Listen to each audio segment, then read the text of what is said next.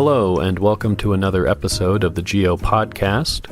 In this episode, we'll hear a conversation between Michael Johnson of the Geo Collective, and also a founding member of the Goddess Intentional community, with Steve Wineman, author of the recent novel The Therapy Journal, as well as the book Power Under: Trauma and Nonviolent Social Change, which is available free online. The title of this conversation is Power and Agency, Trauma and Oppression. It was recorded in March of 2018. I'm Michael Johnson, and I'm here with Steve Wineman, and we have been discussing the issue of power. And I'm going to begin with a statement about power as I see it, and then we're going to go into a discussion because we have very different ways of looking at power, and I think it's going to be a very interesting discussion. So I'm just going to give a basic idea of how I view power and why this view is very important. Speaking simply and to the point, power is the ability to act. No power, no life. We all have power, so it is good in and of itself, no matter how much it is abused. Democracy is all about using our power to talk, think, and act together. It's what I call empowered mutuality. However, we're born into this culture, and we have a cultural distortion about power that runs very deep. And it's so unconscious and it's seemingly so natural that it seems to make sense in our daily experience. It's like the fish in the water.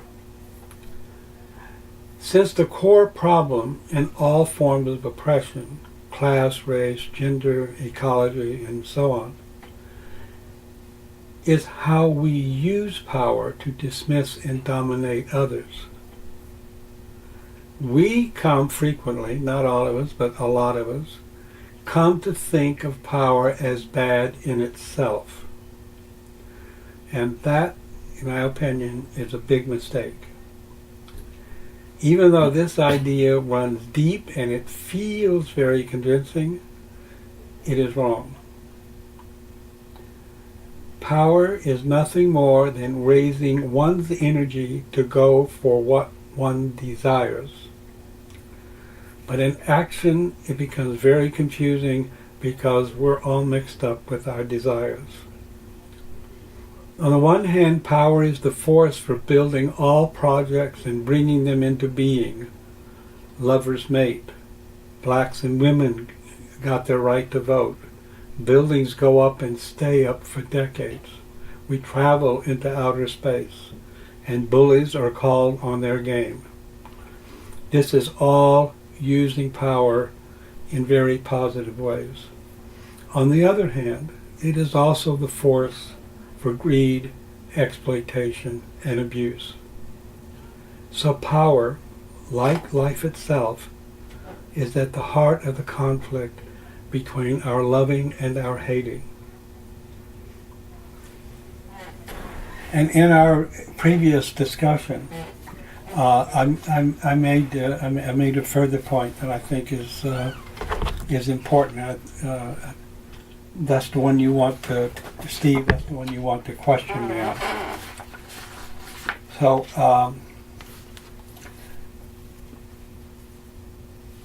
what I'm trying to do is to separate the essence of power from all the ways that it is used and manifested, and from authority, especially the latter, and from the use of the power to dominate. These sharp distinctions, I think, are important in order for us to be able to relate and think about power free from its various modes, use, and expressions. I think we have to do the same thing with love and justice. They are things in and of themselves. They're permanent qualities or ontological qualities of being a human being. And it's how we use them. It's how we keep them related or how we break the relationships is the second level. So that's with regards to the different ways that powers are used. With regards to the distinction between power and authority, I defined authority as the collective's permission for an individual or a subset of individuals to use its power and resources. So the collective can be a group, or can be an organization, it can be a nation. But there's some way in which there is a consensus that we'll give so-and-so the power to make the following decisions. That's the source of authority. And it is not the same thing as power. But they're exercising, people in positions of authority exercise power. But it's really important to keep, not to conflate the two things, which I think we do. When the phrase, we speak power, we speak truth to power. No, we're speaking truth to authority. And we're using our power to speak truth to authority. Mm-hmm. So if we make those distinctions, I think we can do some fundamental rethinking of the oppression dynamic, which to me is one of the major things that we need to change in order for, to correct a lot of problems. Mm-hmm. So that's, all right, come at me. Well, actually, I mean, you've said a lot, and first what I want to do is just to try to reflect back to make sure that I'm understanding Great. What you're saying, and I'm not probably going to be able to reflect all of it, but first of all, this seems like I'm hearing this as a core point that you're making, that that you're viewing kind of the essence of power as the ability to act. Is that right? The ability to act, or I can give a little richer definition, which is to raise my energy to move in a direction I want to go in. Right. So kind of to act consciously and intentionally. Right. And then the related point is that there are various ways that power can be used. Broadly speaking, it can be used for good or for in destructive ways. But I'm hearing that you're making a distinction between kind of power itself and the way that it's used. Correct. Is that right? And a third key point that I'm hearing you make is that there are numbers of people who conflate power with its destructive use, and therefore conclude that power is bad. Yes. And that's problematic. Yes. Okay. Which and that point I very much agree with. Okay.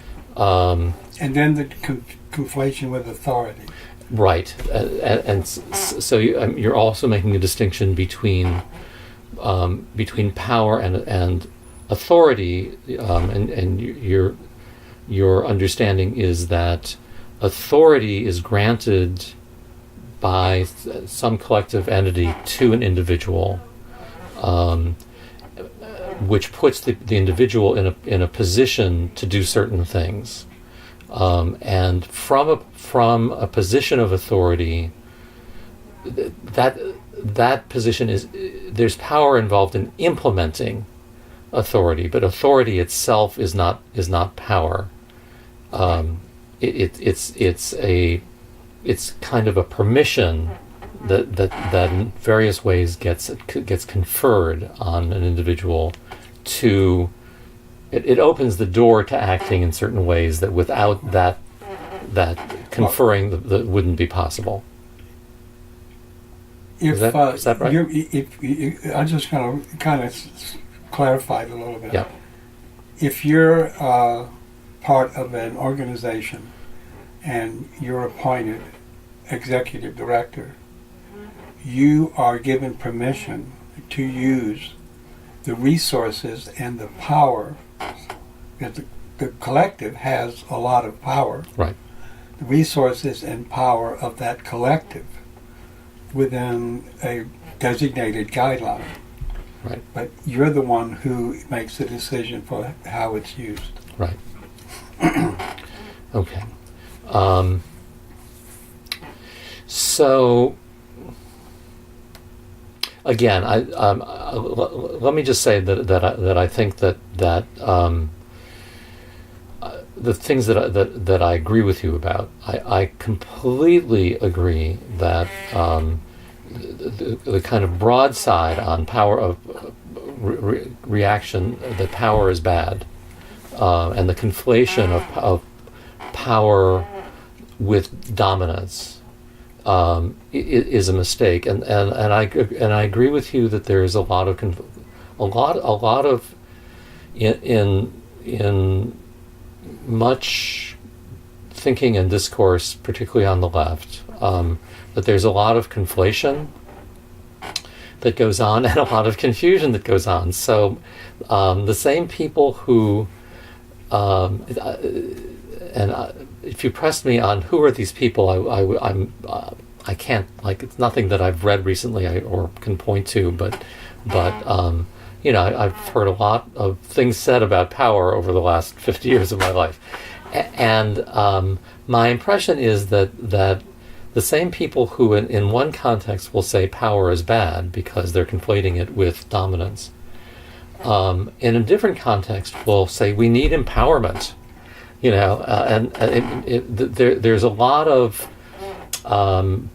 very positive and often glowing connotations that, or I'm searching for another word, but whatever the positive, the partner word to baggage would be, because baggage is, we think of baggage as bad stuff that we carry around. I'm not sure if there's a word for the positive version of that, but whatever that word would be is I think gets attached to empowerment. And we think about empowerment in terms of poor people, or people in oppressed groups, or people who have not had access to authority, people who have been injured and excluded by oppressive systems, and then and that's a good thing, and I don't mean to be entirely ironic about that, because I think it is a good thing. The irony in my tone is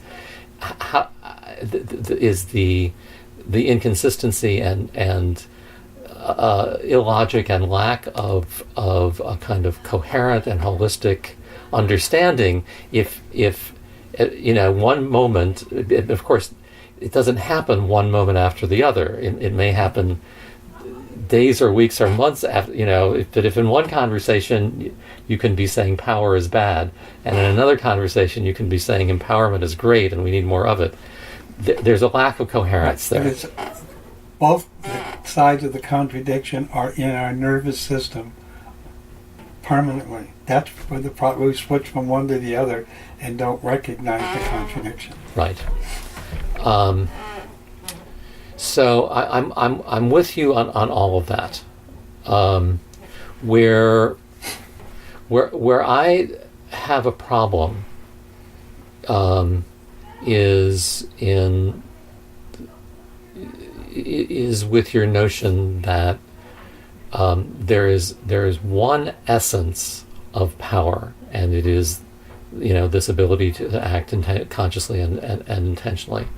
I absolutely see that as a type of power. type of power. power. Right. But and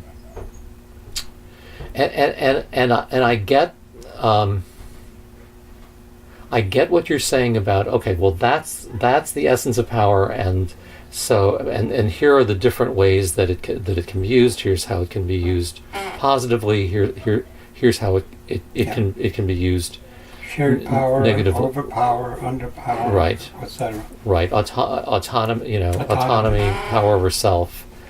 I'm just thinking a little bit because your explanation brings me much closer to where to where you're at than just what you had written.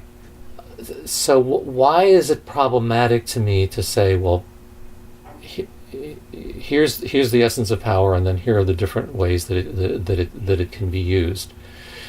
Well, one thing for sure, and I so in my when we were going back on this on email, this is what I kind of reframed your definition of power as efficacy, which I think comes. I get that it's efficacy doesn't quite capture it, but I think it comes close. And what I said there is where I'm going to start now, which is with the area of traumatic rage. And I don't know, for purposes of the recording, how much background you want to give me. You want me to give you on what I'm talking about in terms. Because you read Power Under, I know that you have the background. Do you want me to spell that out a little bit? No. I think you have to spell it out a little bit, because that, I think, is another major thing that no one understands, is the connection between trauma and how we use power. Yeah. Okay.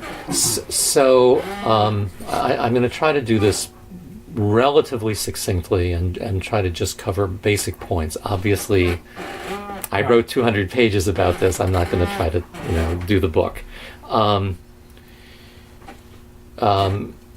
If you start with the moment of trauma, let me just use myself as an example. I'm 7 years old. My brother, who's 4 years older, and has already by that age a very strong sadistic streak, and is also really manipulative and very good at it, lures me into wrestling with him by promising that he'll let me win.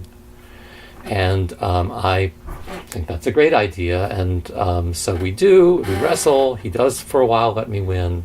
I get really excited. I'm having a great time, and then suddenly he flips and he pins me on the floor and he claws at my stomach until I am hysterical. And then finally he gets off me and walks away. That's my moment of trauma. Now, it actually happened hundreds of times, which is not unusual. I mean, people sometimes think about trauma as one discrete event, and sometimes it is, but often trauma survivors have been abused multiple times. Okay, so I carry that, and I carry that still 60 plus years later, and I've done a lot of therapy, and I've done a lot of work, and I've resolved some of it, but I haven't resolved all of it. And there are a lot of people walking around who are trauma survivors, who have done little or no work. And one of the most fundamental things about trauma is you talk about the nervous system. It lives in the body. It lives in the nervous system. It lives in the psyche. It festers, and it persists. I believe there are some people who with a lot of work actually are able to resolve it, and then there are people who do a lot of work like me and don't completely resolve it. And then there are people who don't do the work at all. But for many trauma survivors, I think the large majority of trauma survivors, it persists for years and years and years and years, And I won't go into the whole litany of ways that affects people both physically and psychologically. But the key thing in terms of traumatic rage is the susceptibility of trauma survivors to be triggered. And in a triggered, and it can be a loud noise, it can be a nightmare, it can be something someone says, it can be the way someone looks at you, it can be having a glass slipping out of your hands and falling onto the floor and breaking. It can be this huge array of things that bring you as a trauma survivor right back to that moment of trauma. And to that intense experience of powerlessness. But now, I'm 69, I'm not lying on the floor with my big brother completely covering my body and literally rendering me helpless. So I have that ability to act, but that's not my subjective experience in the moment of intense triggering and reactivation of my trauma. To say that I'm back in the moment of trauma is to say that I am once again experiencing myself as acted upon and helpless and powerless. So there's this intense dichotomy between my actual objective capacity to act in the moment and my subjective experience that I cannot do a fucking thing. I am just being acted on, which makes me potentially a very dangerous person. Let's say I am with a child, or let's say I am with a subordinate at work, this can also get acted out with someone who I'm in an equal power position with, or who is in a dominant position in relation to me, and I can be dangerous in those situations as well. But I'm most at risk of acting out in a dangerous way if I'm with someone over whom I hold power, but I am feeling completely powerless, and I am just lashing out. Okay, so it's that lashing out. So the traumatic rage is the reaction that follows being triggered. Right. As a way, a survival move to deal with the overwhelming feeling of powerlessness. I'm not even sure it's a survival move, because it's not very functional in survival terms. As it's subjectively experienced. It's not. There's nothing strategic about traumatic rage, right? If I lash out, I'm not doing it because I'm not doing it because I think anything. It's not like I've taken a step back. If I'm already able to take a step back and consciously decide the best thing that I can do to cope with this horrible moment is to scream at Michael, I'm already less in that traumatic place. Mm-hmm. And less dangerous. Even if I go ahead and scream, if I'm making a conscious choice to scream at you, it means I could also make a conscious choice. I understand that I could also not scream at you. Right. Pure acting out of traumatic rage, the only thing that I feel I can do is to scream at you, because I am in this powerless state. Powerlessness constricts the realm of acting to no choice at all. This is the only thing I can do, and I it's not that always manifests as destructive behavior toward others. It can manifest as self-destructive behavior as well, which is a lot of, although in a social context that can be a false distinction too. In intimate relationships, my pattern when I would get triggered would be to withdraw. And really withdraw, complete stone face, just go away. which had a really destructive effect on my partners, which had a really destructive effect on my child when I would do that with him. Fortunately, I've not gone the substance abuse route, but it's common for substance abuse for trauma survivors to go that route. Self-injury is unfortunately not unusual. So there are a lot of different ways that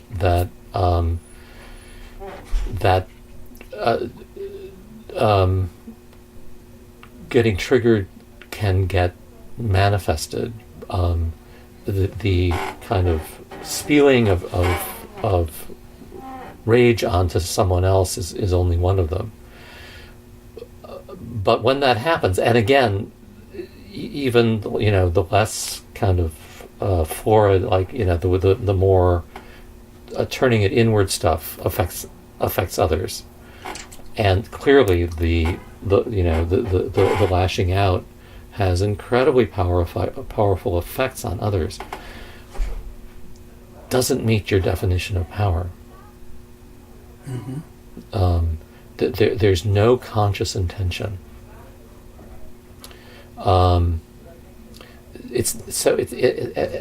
Even when acted from a position of authority, there's no conscious intention, and that's when it's most dangerous. I think in the book I call it lethal, the combination of subjective powerlessness and objective dominance. So if I'm in a position of authority in an organization and I'm triggered, I could be acting that out in a way in which I'm really doing serious damage to the people that are in the organization. Right. And that can be a pattern.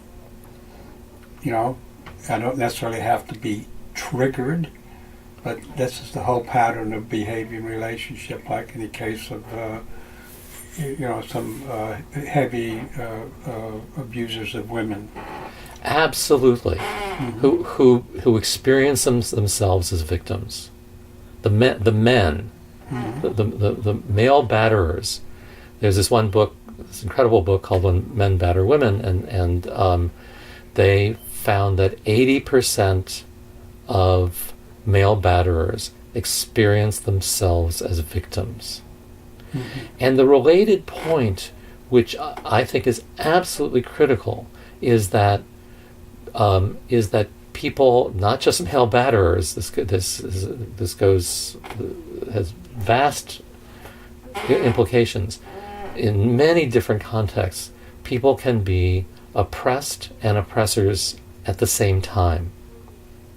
So to bring this back to kind of this very neat definition of power, and now it can be used in these different ways, all conscious. That doesn't integrate well with the notion of people being oppressed and oppressors at the same time. Again, because so often that plays out with people on the oppressor side, in their oppressor roles, acting in ways that they're not conscious, that they're not conscious of. So what is the so my idea that power is the ability to act, and I'm not quite clear on how the traumatic rage, even in very patterned and unconscious patterns, how that doesn't fit within the definition. The part of the definition that I think it doesn't fit in is conscious intent. So you have someone, take me when I was 50 and my son was 7, and he does something that triggers me, and I don't yell at him, but I withdraw, and I'm taking he relies on me. I'm his dad, and I'm taking myself away from him, and it's I'm acting in a way that has a powerful effect on him, but I'm not doing that with conscious intent. Right. So I have this capacity to act, and I'm actually using it, but I'm not aware. But I'm not using it with conscious intent. Okay. Because I'm in a traumatized state. Right. I'm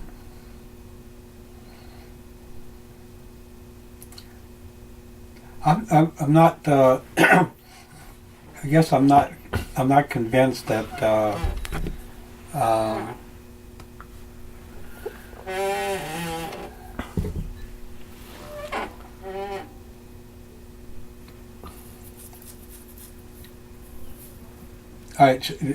Not convinced about that phrase.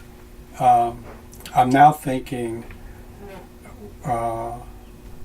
what is the role of conscious intent in my understanding of power? Yeah.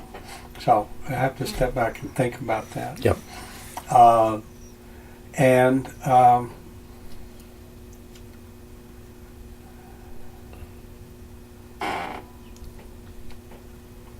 So here's.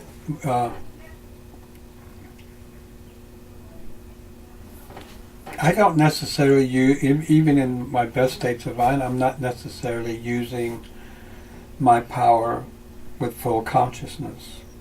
I'll get up and walk downstairs to get breakfast or what have you, and I'm thinking about, oh my God, I have to see the doctor and I'm running out of time and, I have all of this.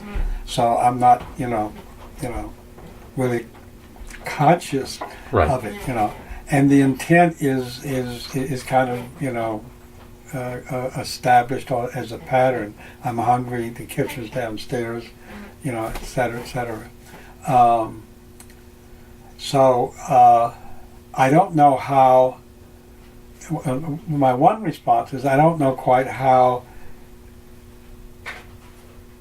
defining conscious intent is to my definition of power. And it's not just a definition, it's what I see as the nature of power. Someone who is, another point, someone who is, if I am reacting out of, and I've had the instances where, don't provoke me one more time or I'm losing it. Yeah. Okay. And I, this was the woman I was with, and she just used the information, just one more dig, and I wound up hitting her. And so I wasn't so lost that I was ended up, pounding and beating her, et cetera, et cetera. But I know that I knew I was on the verge of losing it, and and then she provoked, and I lost it, and that's still me acting. Okay, I didn't want to act that way, but I was set up in a way in which I wasn't going to have the control over using the power the way I want to use it, and but I was still using my power, raising my arm, and using it to strike her. And there was consciousness of doing that,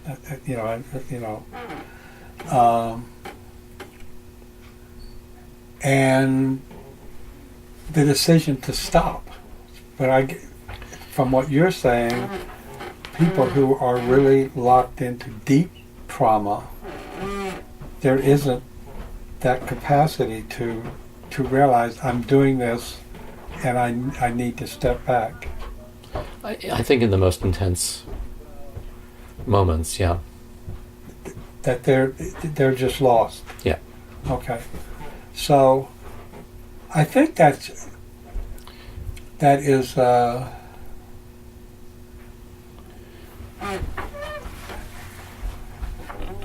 It's kind of I feel kind of strange. You're sharing very, very intimate stuff, and I'm just got to bringing an incident that I hadn't thought about in 40 years. Right. Maybe maybe a couple of times over the last 40 years. So, and then I'm trying to make this technical distinction. It seems like it's just an abstract difference. So I feel kind of foolish. Well, I'm sitting here thinking also, are we really kind of just going for angels on the head of the pin?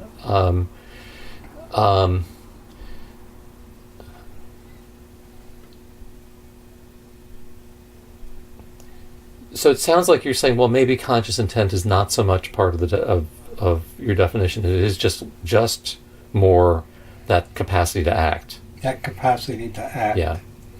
So all right. So let's the other piece of my concern, which is more strategic.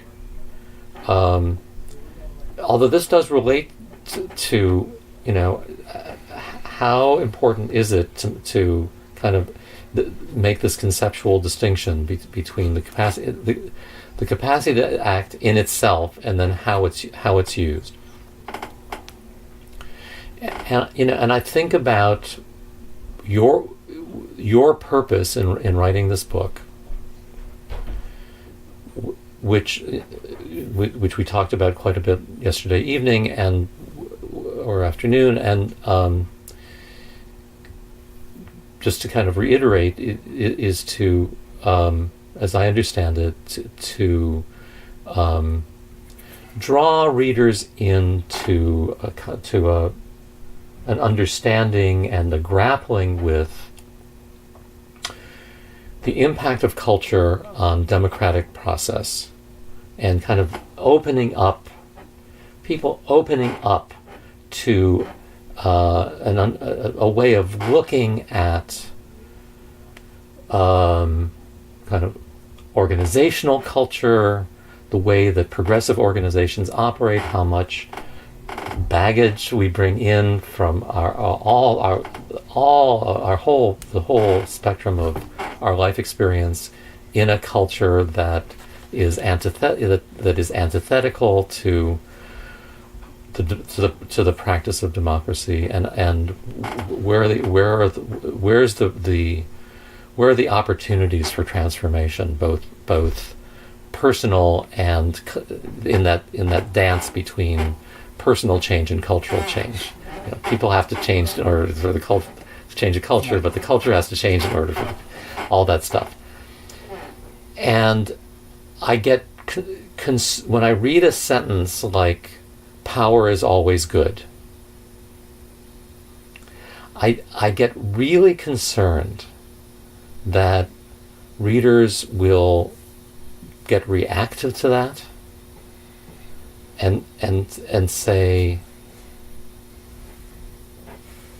well, this guy has never been pulled over by a cop because of his perceived race and ethnicity, and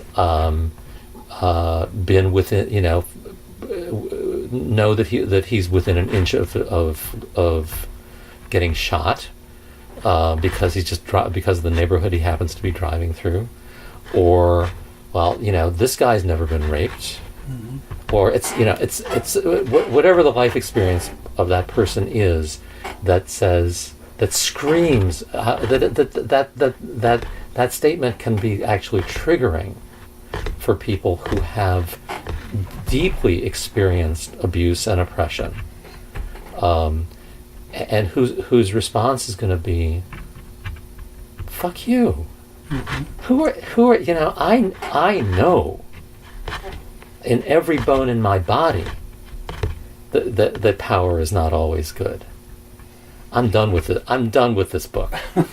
That's my. Who won't even get to the distinction, and even if they read a few sentences later and say, well, power in itself is always good, but it can be used in a bad way, who are still going to say, no, there is not an ounce of good in the ways that power has been used on me. Not a shred, not an iota, not a thread, not a scintilla, not an atom, nothing. Right. And you're going to lose them. Right. That, is it worth making this distinction with the at the risk of losing people who have so deeply experienced the destructive use of power? That's my other. In some ways, that's my deeper concern.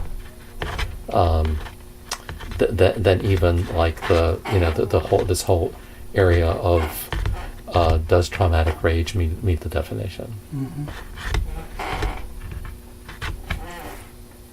Now I hear what you're saying, and I've definitely been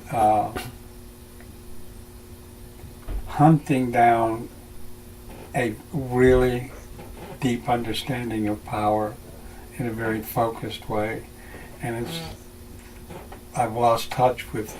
If I say that, there's going to be many readers that are going to react this way. Right. So there's a way in which in terms of actually trying to communicate what I feel like I've discovered, I'm going to actually trigger and alienate, and I really get. That's why I can't do the book by myself. It needs a village. That said, though,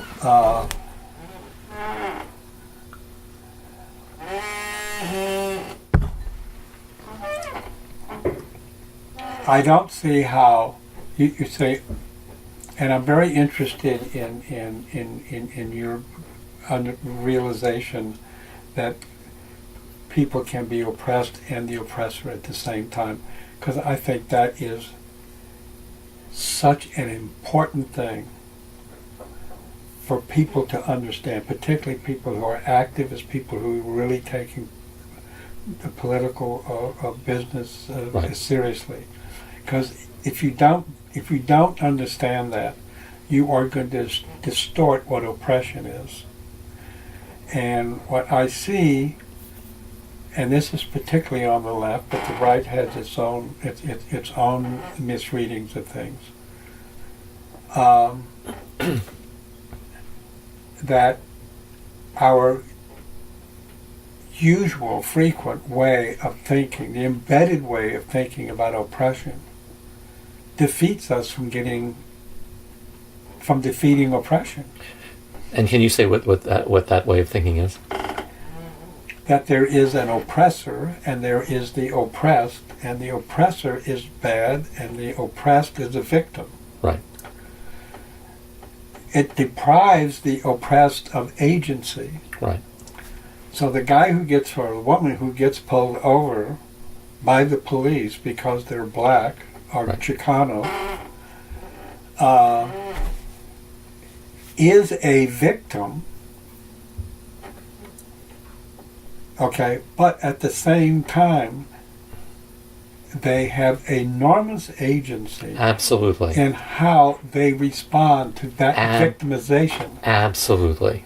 Okay, and that's the part we need to understand, is how do we activate that, and it's so this, and then also on a larger scale, the very strong conviction, because of experiences I've seen this happen, is that the people, the dominators, are in a much unfreer place than the dominated, because the dominated has more options to get out of the dynamic. Yeah. And that can't be understood at all with the way we think about oppression. Okay. So maybe a reframe that could work would be agency is always good.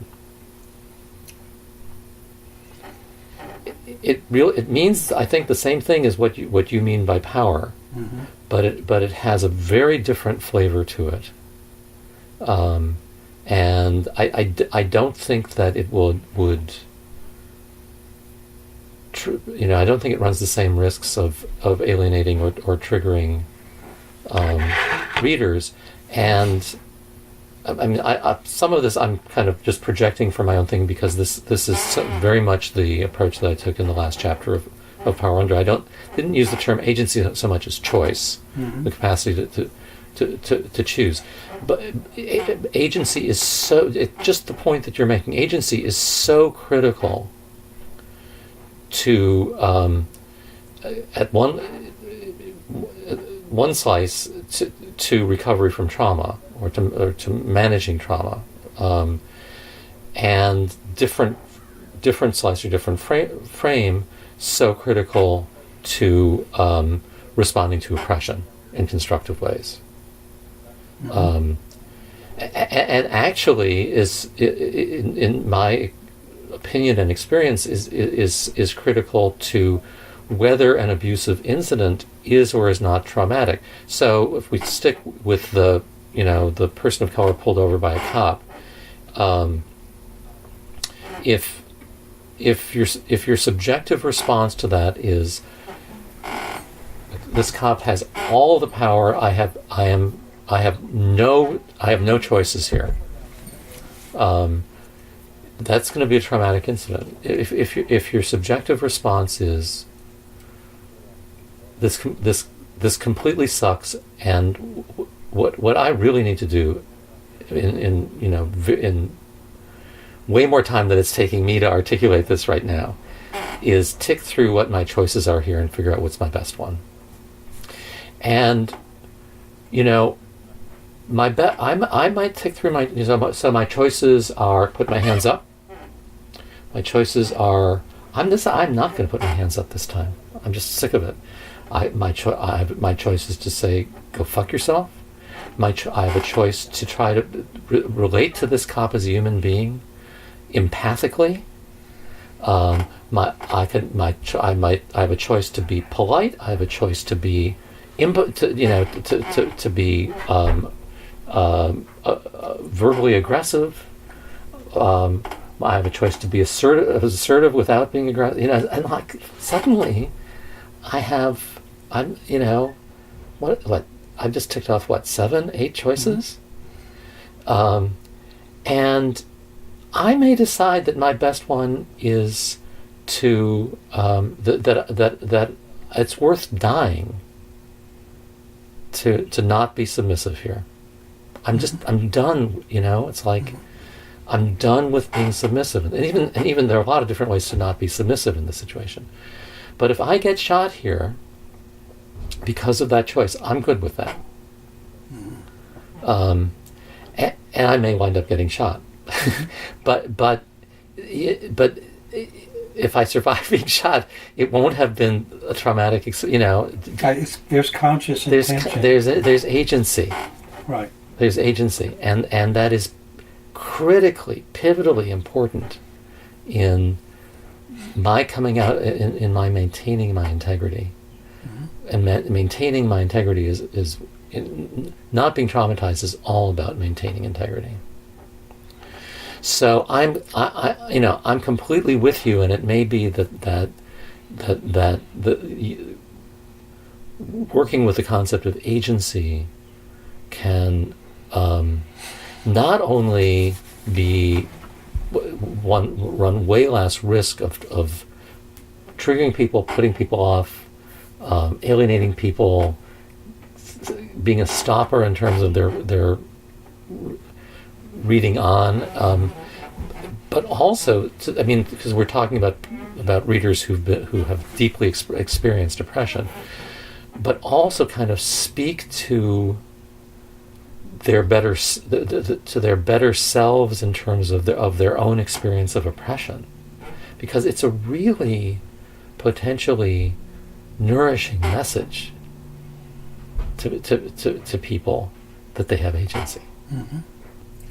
So, what you're recommending to me is leave the confusion about power alone and use the concept or the term agency in order to communicate more accurately, more comprehensively with readers. Yeah, well, and I would say try to Yes, and I would say try to avoid ways of talking about power that can where you're not confused, but that can lead to a reader being confused or not getting where you're coming from. And I think it's really important to analyze the different, using your language, the different ways that power can be used, which are and agency can be used in different ways as well. I mean, who's a good example? Mitch McConnell. I actually honestly don't know how much agency Trump has. How much? Agency Trump has. He's very impulsive, or he comes across. Maybe he's not nearly as impulsive as he seems, and he's strategic about all the fucking tweets. I don't, and the off the cuff remarks. I don't know, but Mitch McConnell does not seem to have an impulsive bone in his body. Right. Right. He's a very strategic guy. He's a guy who has a ton of agency. And a lot of the time he uses it in really destructive ways. I think you have a better shot at saying the capacity for agency is always good, even though the ways that we use it is not always constructive, than to say power is always good, but the ways that we use it are not always constructive. Because from that oppressed, traumatized place, it's really hard to get that, someone who has done all these horrible things to me, their capacity, that their power, I went through that before, but I can relate to agency being good. And then with a little spelling out, I can also relate to, and probably even in my own life, relate to, well, the ways I use it may not always be good. Okay. So, and I wouldn't want you to lose that point about the reactive dismissal of power as always bad. I think that it's I've said this before. I completely agree with you that that's really problematic, and I'm not trying to dissuade you from making that point. I'm trying to. Right. Advocate for ways of making that point that people will hear or are more likely to. There's still some people, no matter how how good your strategy is, there are going to be people who distort, misconstrue, and don't hear what you're trying to say. But it's a question of. I would like. I'm taking this in. Yeah. Again, I'm going to think, oh my God, now I've got to rethink more and more stuff. But that's what you're supposed to do. And you do it really well. I want to go back to the point that you seem to have, not the point, but the dynamic you really seem to have a real good hold on and or understanding of, that oppressors, people can be both the oppressed and the oppressor at the same time. Right. If you could elaborate on that. Okay, so actually, let's start with the place that I think it's hardest to grasp, which is privileged white men. Since we're two white males sitting here talking. I just like, if you think about, if you look at the power situation or oppressor situation of a white woman, oppressed by gender, oppressor by race. I mean, that seems pretty straightforward to me, even though I understand that's not straightforward to there are still people who don't get that. But I want to take the situation of a privileged white man because it's not straightforward, and it's let's add straight to this as well. So privileged by class, straight white male just seems like across the board occupying oppressor roles. Well, that privileged straight white male was once a child, and was a boy, and as a male growing up in the society, unless he was really, really, really lucky, was oppressed in all kinds of ways because, first of all, as a child, he was subjected to the power of his parents and his teachers and other adults. If he was hit, for example, if he experienced, he may have experienced physical abuse. Even if he was fortunate enough not to have experienced physical abuse, he learned in all kinds of ways what was acceptable and what was not acceptable in terms of male behavior, in terms of male emotional expression, in terms of his own ability to even to acknowledge to himself a wide range of feelings. He may have been teased or taunted or bullied by his peers, and if he didn't get that direct in terms of like being a sissy or being a fairy, or pick your derogatory term of choice, and if he didn't experience that directly, he saw other boys who did and learned from that. Whoa, I'm not, I better clamp down on this, I better clamp down on that. All of which, so these are all deep forms of oppression. In fact, one way of looking at male socialization is as a hazing.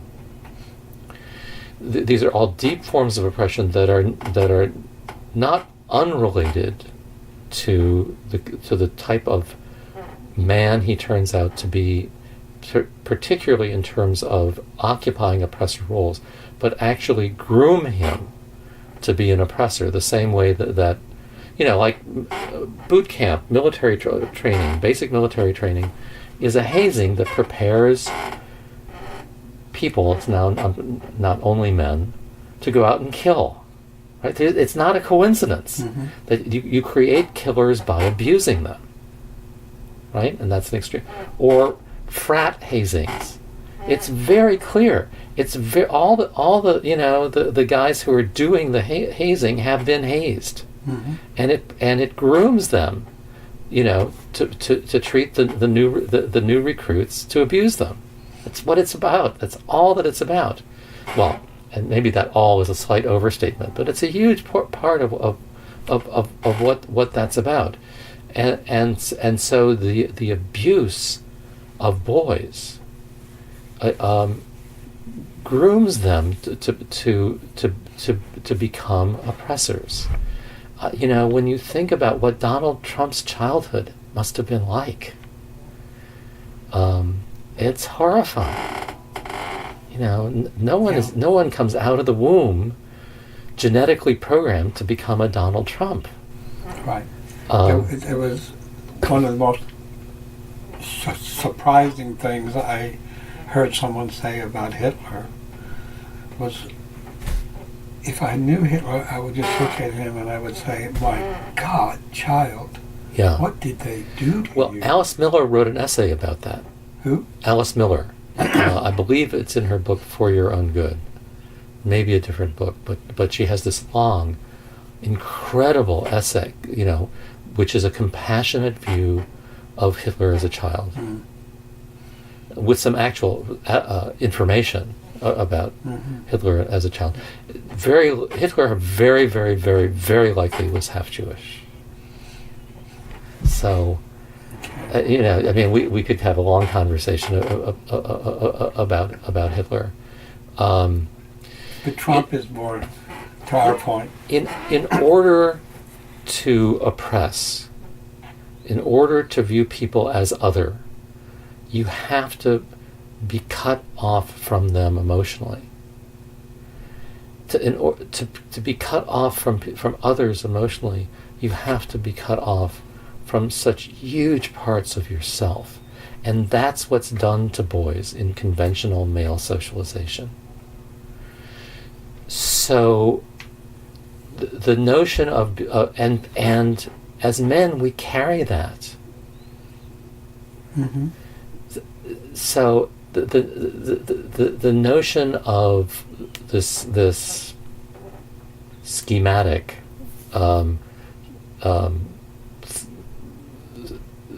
privileged straight white male as being both oppressed and oppressor. It's not abstract. It's not theoretical. I mean, of course, it is those things too, but it's deeply concrete, Mm-hmm. And it is incredibly invisible. From the outside, it's invisible because there's no social context or hardly any social context for seeing it, and subjectively for men it's invisible because it's about everything that men deny and cut off. So Right. it's all this vulnerability that men learn to wall themselves off from.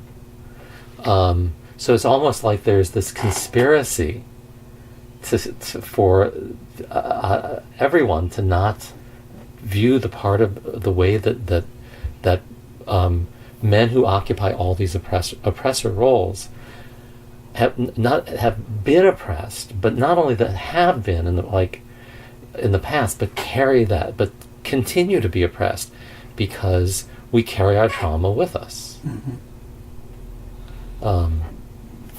So to me, it's the most kind of poignant example because it's so counterintuitive. It so counters what seems like the obvious. Like I think most people, if you said, well, privileged straight white men are both oppressed and oppressors, would say, what the fuck are you talking about? Right. And then the basic plot line of story after story after story is good and bad. Right. And there isn't this messy confusion between good and bad. Right. That's really what's embodied in all Right. of us. From the point of view of someone who is usually seen as the oppressed, someone black or woman, how does the oppressor, being oppressed and oppressor at the same time, can you elaborate on that? Well, let's just start with this really interesting and very ordinary thing that you just said. Someone who's black or woman. Well, of course, there are black women, mm-hmm. but we're so it's entrenched in segmenting categories of oppression. So there's racism as a discrete category, which means that we think about a discrete category of people who are oppressed by race. Mm-hmm. But it's not discrete at all, because they're in so many ways. I mean, not just the fact that there are black women. All of us carry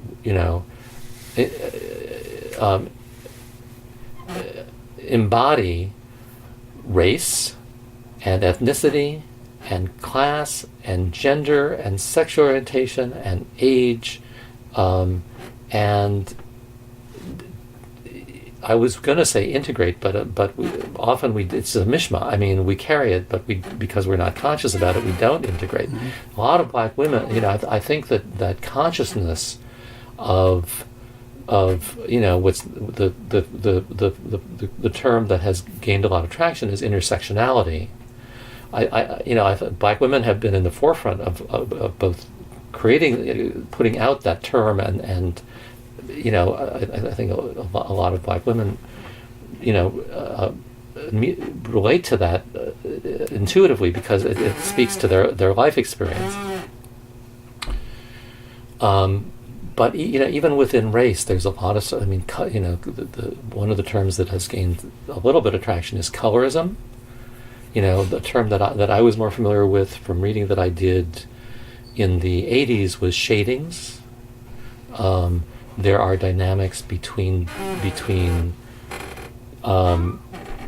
African Americans and African Americans and Haitians. A lot of Haitians even Haitians who are second or third generation who were born in this country don't identify as African American, identify as Haitian American.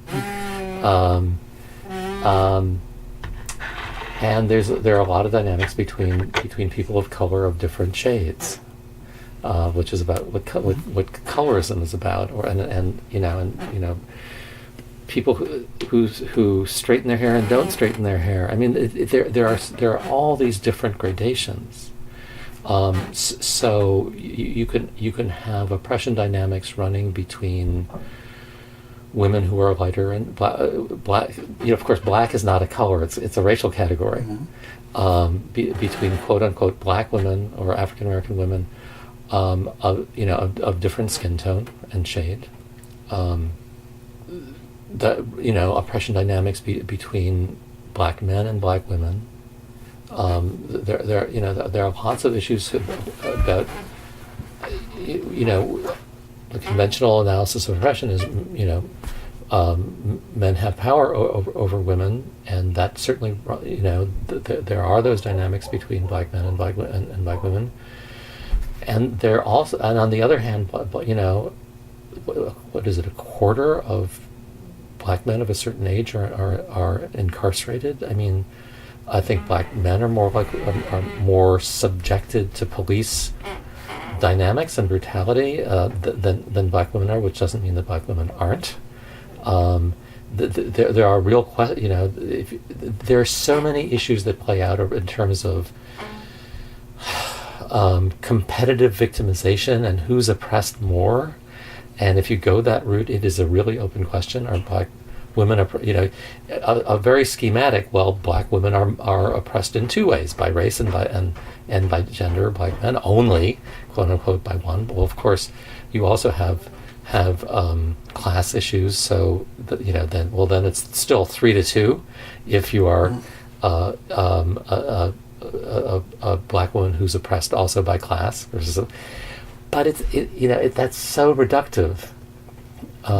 So it's really, really complicated.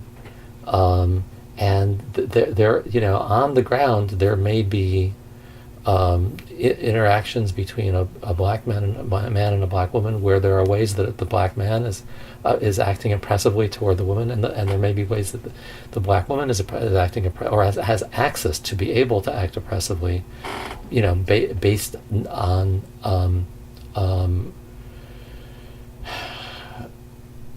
access to structural power dynamics. Right. And then black people have children. So in other words, this oppression and oppressed cuts every which way. Every which way. And that you can't. It's the reduction, trying to reduce it down to there's the oppressors and the oppressed. We have the victims, and we have to deal with the because with the you say I'm an African American, I'm a lesbian African American, poor African American woman. Like, how could I be anything other than victim? Right? How could I be anything? I got it covered.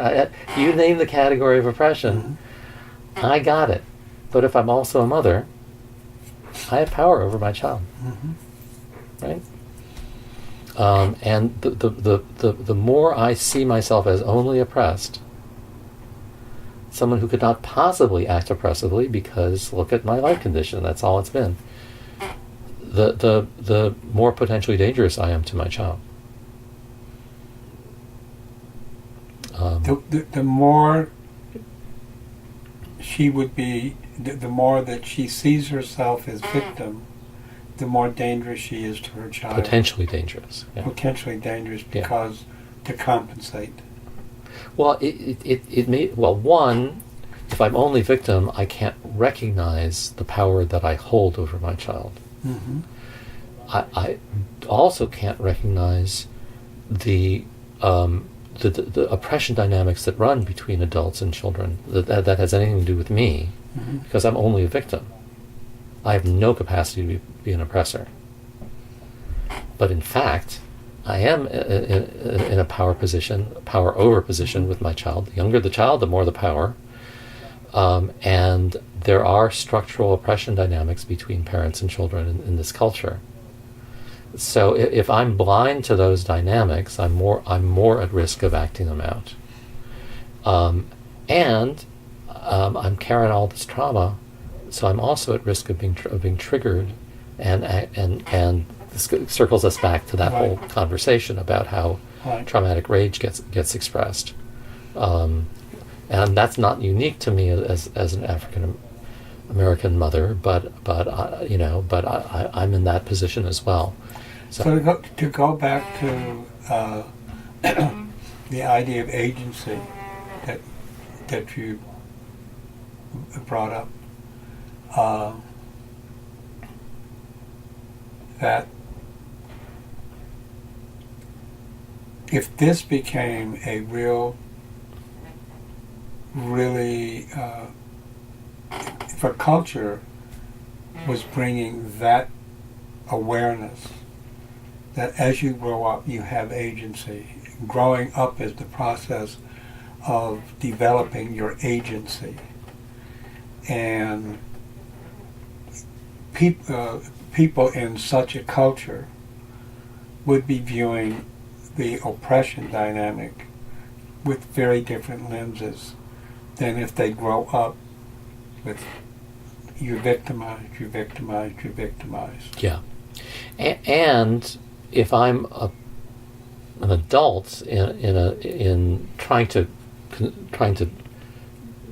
play my part in achieving cultural transformation and personal transformation, if my self-concept is I'm a hurt person, even a damaged person, who also has agency, Mm-hmm. I'm in a really different place than if I just stop at I'm a hurt, damaged person. And since we don't like to think of ourselves as damaged, often the way we think of this is I'm a victim. And I just keep getting victimized over and over and over again. And it's the environment and others. It's happening from out there. I'm getting acted on all the time. I'm getting acted on all the time, as opposed to, yes, I'm being acted on all the time, but I'm also capable of acting on the situation. And I may not be there yet, but I have the potential to have agency in every situation in my life. Right. No matter how much I'm being acted on. And the great thing about one of the great things about this is it embodies. It's an act of resistance. No matter how much I'm being acted on, the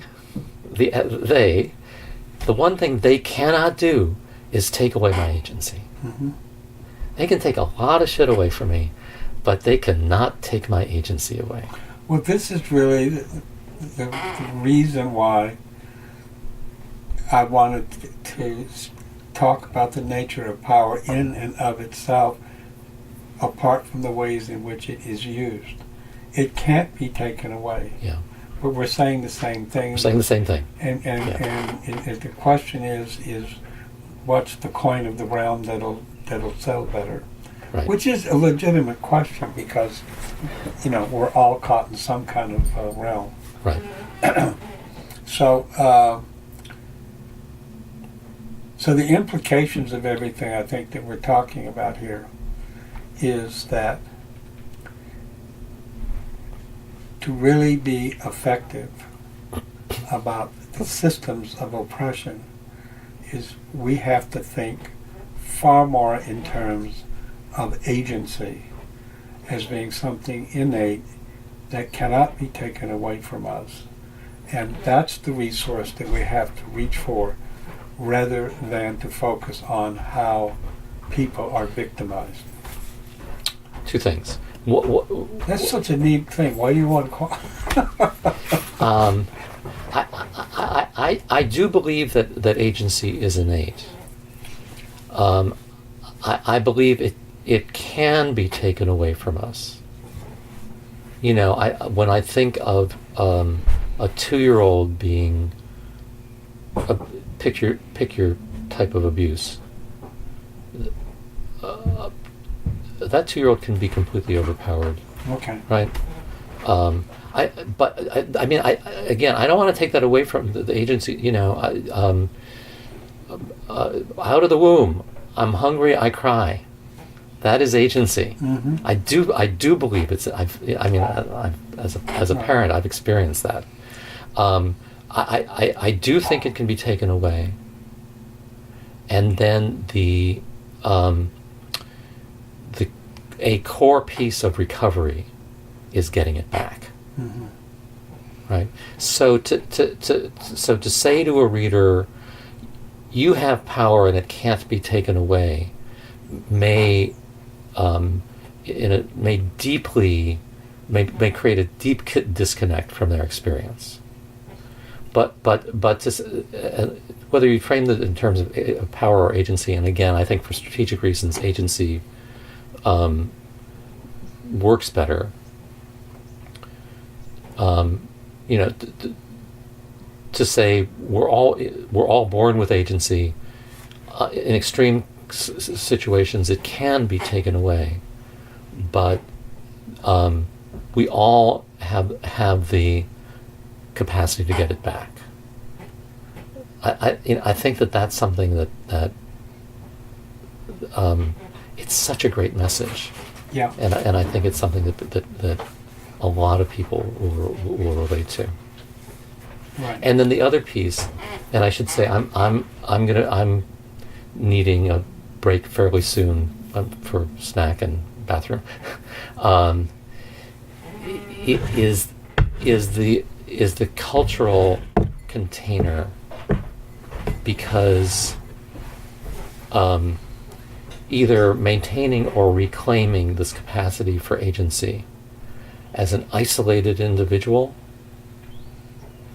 it's so much harder, and that narrative also kind of can unwittingly play into or reinforce the individualism story that we all carry with us.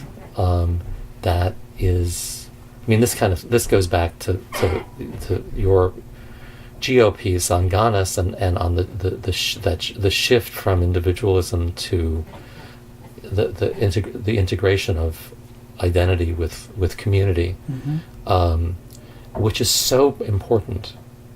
But even just at the level of reclaiming agency, doing that with social support and with cultural context is so much more possible, than with experiencing the world as an isolated individual who keeps getting overpowered, and you're telling me, well, yeah, this is something that I can hold on to, but on the ground.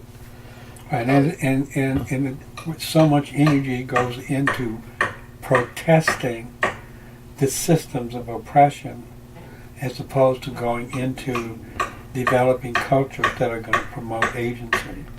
Well, that to me is like when I look out and I see what goes on. Yeah. That's where the shift needs to happen. I think. Or if I'm just feeling crushed all the time, the energy. I don't even have the energy to protest. Let alone create the new system. Right. Okay. So I think we've covered the territory. I mean, we could go on for a couple more hours, but I think we've done a really adequate job here. Good. And we can say, but or to be continued in other venues. Great. Okay. Great conversation. Thank you very much. Great conversation. Thank you very much. Okay. That was Michael Johnson of Grassroots Economic Organizing Collective and the Ghana's Intentional Community, speaking with Steve Wineman, author of The Therapy Journal and Power Under, Trauma and Nonviolent Social Change. You can find more on our website at www.geo.coop. Thanks for listening.